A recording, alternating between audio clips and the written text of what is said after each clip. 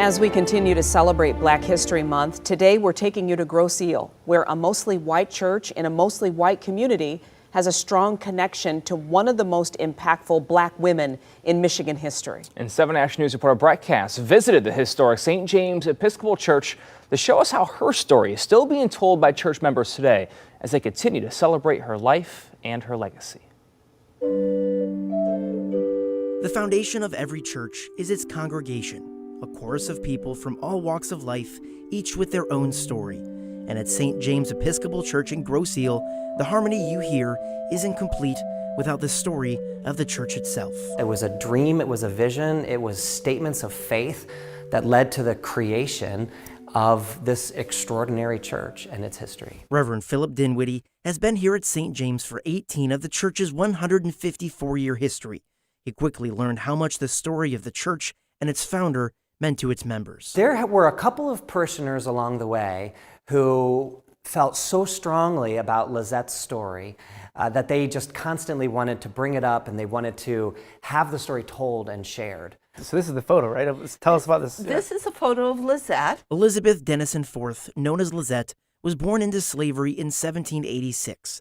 She, along with her parents and 5 siblings, worked on a farm in what is now Metro Detroit. A lot of people think that there was no slavery in Michigan, but there was. St. James historian Kate Hartland knows Lizette's story well, from her struggle as a slave and her escape to freedom in Canada to her return to Detroit and the construction of St. James. She faced many, many difficulties just in the fact that she was a Black woman trying to go through life.